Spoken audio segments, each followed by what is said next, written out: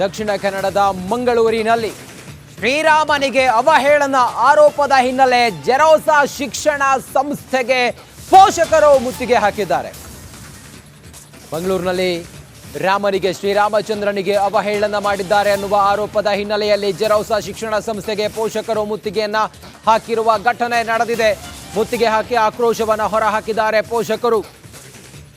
ಮಂಗಳೂರಿನಲ್ಲಿ ಶಾಲಾ ಶಿಕ್ಷಕಿಯಿಂದ ರಾಮನ ಅವಹೇಳನ ಆರೋಪ. ಶಾಲಾ ಶಿಕ್ಷಕಿಯೊಬ್ಬರು ಶ್ರೀರಾಮನಿಗೆ ಅವಹೇಳನ ಮಾಡಿದ್ದಾರೆ ಅನ್ನೋ ಕಾರಣಕ್ಕೋಸ್ಕರ ಪೋಷಕರೆಲ್ಲರೂ ಕೂಡ ಜೆರೋಸಾ ಶಿಕ್ಷಣ ಸಂಸ್ಥೆಗೆ ಮುತ್ತಿಗೆ ಹಾಕಿದ್ದಾರೆ. ಮುತ್ತಿಗೆ ಹಾಕಿ ಆಕ್ರೋಶವನ್ನು ಹೊರಹಾಕಿದ್ದಾರೆ ಮಕ್ಕಳ ಪೋಷಕರು. ಜೆರೋಸಾ ಶಿಕ್ಷಣ ಸಂಸ್ಥೆಯಲ್ಲಿ ಶಿಕ್ಷಕಿಯೊಬ್ಬರು, ಶಾಲೆಯ ಶಿಕ್ಷಕಿಯೊಬ್ಬರು ನಮ್ಮೆಲ್ಲರ ಆರಾಧ್ಯ ದೈವ ಶ್ರೀರಾಮಚಂದ್ರನಿಗೆ ಅವಹೇಳನ ಮಾಡಿದ್ದಾರೆ ಅನ್ನೋ ಕಾರಣಕ್ಕೋಸ್ಕರ ಪೋಷಕರು ಮಂಗಳೂರಿನ ಜೆರೋಸಾ ಶಿಕ್ಷಣ ಸಂಸ್ಥೆಗೆ ಮುತ್ತಿಗೆ ಹಾಕಿ ಆಕ್ರೋಶವನ್ನು ಹೊರಹಾಕಿದ್ದಾರೆ. ನಮ್ಮೆಲ್ಲ ಭಾವನೆಗಳಿಗೆ ಇವರು ಚ್ಯುತಿ ತಂದಿದ್ದಾರೆ, ಅವಹೇಳನ ಮಾಡಿದ್ದಾರೆ ಶ್ರೀರಾಮನಿಗೆ ಅವಹೇಳನ ಮಾಡುವ ಮೂಲಕ ಅನ್ನೋ ಕಾರಣಕ್ಕೋಸ್ಕರ ಜೆರೋಸಾ ಶಿಕ್ಷಣ ಸಂಸ್ಥೆಗೆ ಪೋಷಕರು ಮುತ್ತಿಗೆ ಹಾಕ್ತಾ ಇರುವಂಥ ದೃಶ್ಯ. ಜೆರೋಸಾ ಶಿಕ್ಷಣ ಸಂಸ್ಥೆ ನೀವು ಗಮನಿಸ್ತಾ ಇದ್ದೀರಲ್ಲ, ಮಂಗಳೂರಿನಲ್ಲಿರುವಂಥ ಶಿಕ್ಷಣ ಸಂಸ್ಥೆ. ಇನ್ನು ಈ ಘಟನೆ ಆಗ್ತಾ ಇದ್ದಂತೆ ಪೋಷಕರೆಲ್ಲರೂ ಕೂಡ ಜೆರೋಸಾ ಶಿಕ್ಷಣ ಸಂಸ್ಥೆಗೆ ಬಂದು ಆಕ್ರೋಶವನ್ನು ಹೊರಹಾಕಿ ಮುತ್ತಿಗೆ ಹಾಕ್ತಾ ಇದ್ದಂತೆ ಕಾಂಗ್ರೆಸ್ನ ಮುಖಂಡರಾಗಿರುವ ಐವಾನ್ ಡಿಸೋಜಾ ಅವರು ಸ್ಥಳಕ್ಕೆ ಹೋಗಿ ಅಲ್ಲಿ ಪರಿಶೀಲನೆ ಮಾಡಿದ್ದಾರೆ ಮತ್ತು ಏನಾಗಿದೆ ಅನ್ನೋದರ ಮಾಹಿತಿಯನ್ನು ಪಡ್ಕೊಂಡಿದ್ದಾರೆ.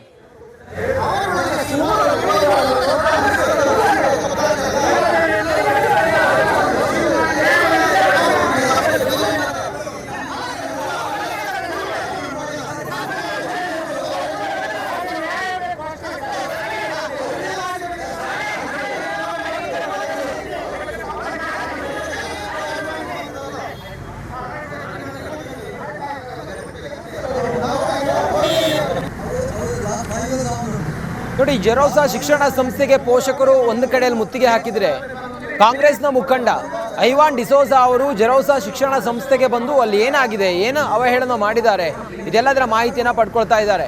ಶಾಲಾ ಶಿಕ್ಷಕಿಯೊಬ್ಬರು ರಾಮನನ್ನ ಅವಹೇಳನಕಾರಿಯಾಗಿ ಮಾತನಾಡಿದ್ದಾರೆ ಅನ್ನುವ ಆರೋಪದ ಹಿನ್ನೆಲೆಯಲ್ಲಿ ಈಗ ಐವಾನ್ ಡಿಸೋಜಾ ಅವರು ಸ್ಥಳಕ್ಕೆ ಬಂದಿದ್ದಾರೆ, ಶಾಲೆಗೆ ಬಂದಿದ್ದಾರೆ. ಜೆರೋಸಾ ಶಿಕ್ಷಣ ಸಂಸ್ಥೆಗೆ ಬಂದು ಅಲ್ಲಿ ಮಾಹಿತಿಯನ್ನು ಪಡ್ಕೊಳ್ತಾ ಇದ್ದಾರೆ.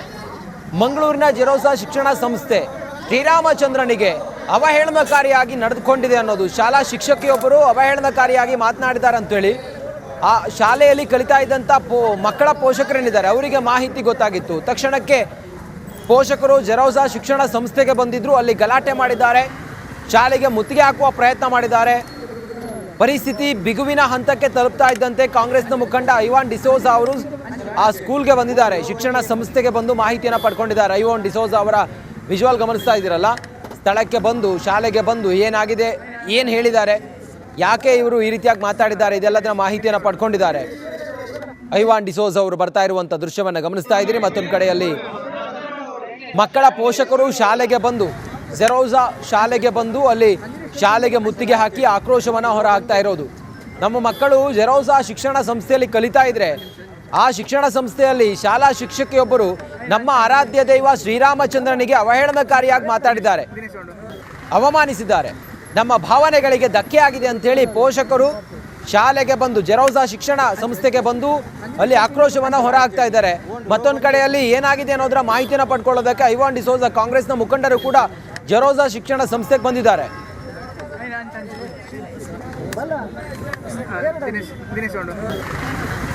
ನನಗೆ ಈ ಘಟನೆ ತಿಳಿದ ಕೂಡಲೇ ನಾನು ಕಾಲೇಜಿಗೆ, ಸ್ಕೂಲಿಗೆ ಮತ್ತು ಸಿಸ್ಟರ್ ಕಾನ್ವೆಂಟ್ಗೆ ಭೇಟಿ ನೀಡಿದ್ದೇನೆ.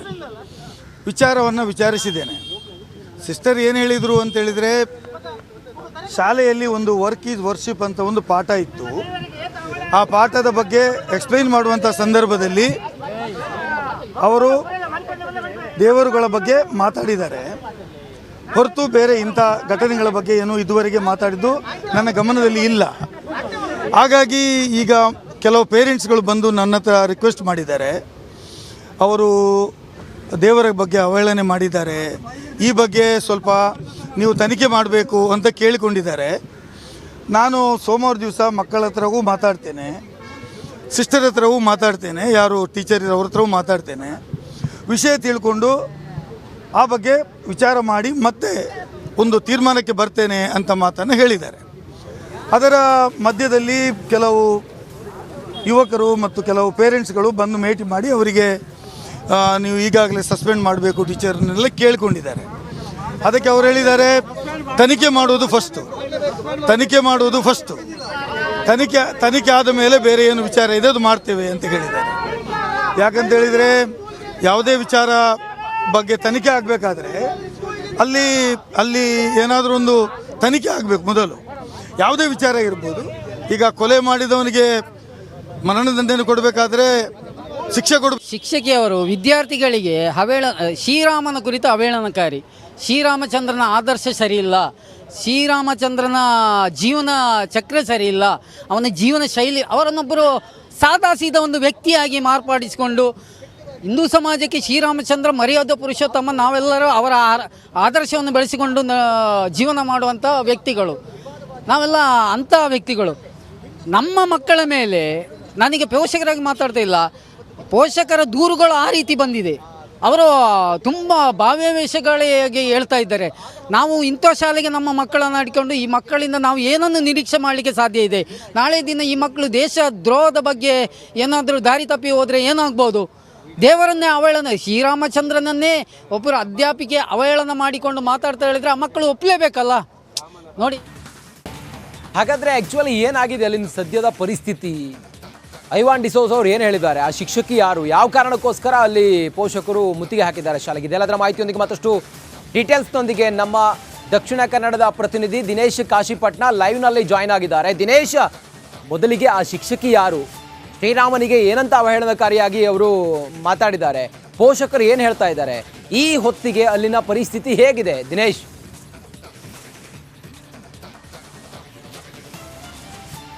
ರಂಜಿತ್, ಏನು ಈ ಜೆರೋಸಾ ಶಿಕ್ಷಣ ಸಂಸ್ಥೆಯ ಶಿಕ್ಷಕಿಯೊಬ್ಬರು ಏನು ಶ್ರೀರಾಮಚಂದ್ರ ಮತ್ತು ನರೇಂದ್ರ ಮೋದಿಯ ಬಗ್ಗೆ ಏನೋ ಅವಹೇಳನಕಾರಿಯಾಗಿ ಮಕ್ಕಳಿಗೆ ಪಾಠ ಮಾಡಿದ್ದಾರೆ ಅನ್ನೋಂಥ ಆರೋಪಿಸಿ ಒಂದು ಆಡಿಯೋ ಸಾಮಾಜಿಕ ಜಾಲತಾಣಗಳಲ್ಲಿ ಭಾಳಷ್ಟು ವೈರಲ್ ಆಗ್ತಿತ್ತು. ವೈರಲ್ ಆಗ್ತಂಥ ಬೆನ್ನಲ್ಲೇ ಪೋಷಕರು ಮತ್ತು ಹಿಂದೂ ಸಂಘಟನೆಯ ಕಾರ್ಯಕರ್ತರು ಶಾಲೆಗೆ ಮುತ್ತಿಗೆ ಹಾಕಿ ಶಿಕ್ಷಕರನ್ನು ತರಾಟೆಗೆ ತೆಗೆದುಕೊಂಡುವಂಥ ಘಟನೆ ಕೂಡ ನಡೆದಿರುವಂಥದ್ದು. ಅಂದರೆ ಈ ಒಂದು ಶಿಕ್ಷಕಿ ಏನಿದ್ದಾರೆ, ಪ್ರಭಾ ಅನ್ನುವಂಥ ಶಿಕ್ಷಕಿ ಏನಿದ್ದಾರೆ, ಇವರು 7ನೇ ತರಗತಿಯ ವಿದ್ಯಾರ್ಥಿಗಳಿಗೆ ಪಾಠ ಮಾಡ್ತಾ ಮೋದಿ ಮತ್ತು ಶ್ರೀರಾಮಚಂದ್ರ ಬಗ್ಗೆ ಬಹಳಷ್ಟು ಅವಹೇಳನಕಾರಿಯಾಗಿ ಮಾತಾಡಿದರು ಮತ್ತು ಏನು ಹತ್ಯಾಕಾಂಡದ ವಿಚಾರವಾಗಿ ಕೂಡ ಮಾತಾಡಿದರು ಅನ್ನುವಂಥ ಒಂದು ಆರೋಪಿಸಿ ವಿದ್ಯಾರ್ಥಿಗಳು ಪೋಷಕರಿಗೆ ಹೇಳಿದರು. ಪೋಷಕರು ಇದನ್ನು ಆಡಿಯೋ ರೆಕಾರ್ಡ್ ಮಾಡಿ ಹರಿಯಬಿಟ್ಟಿರುವಂಥದ್ದು.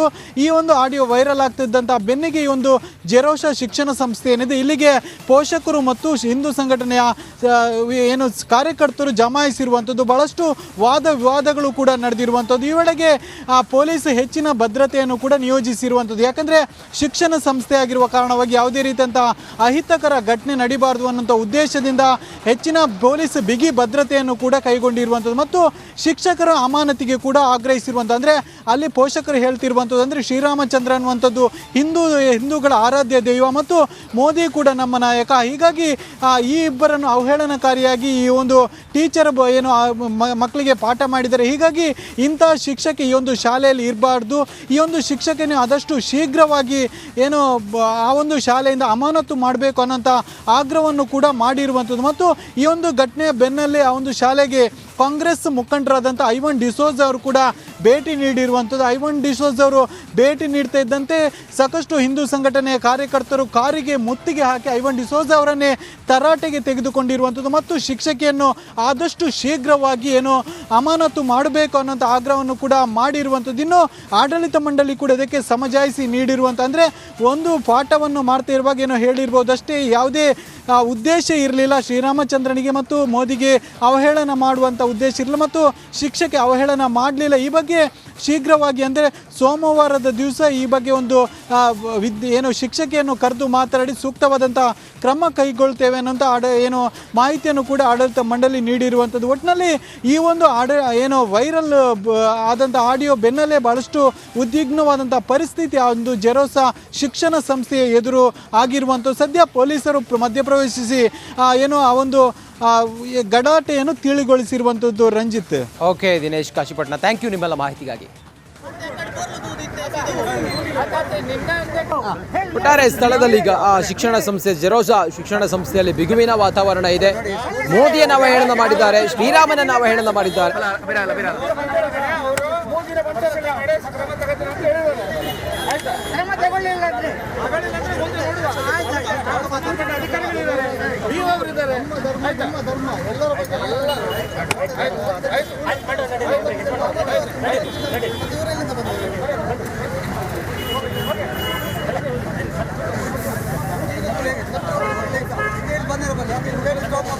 ಬಂದ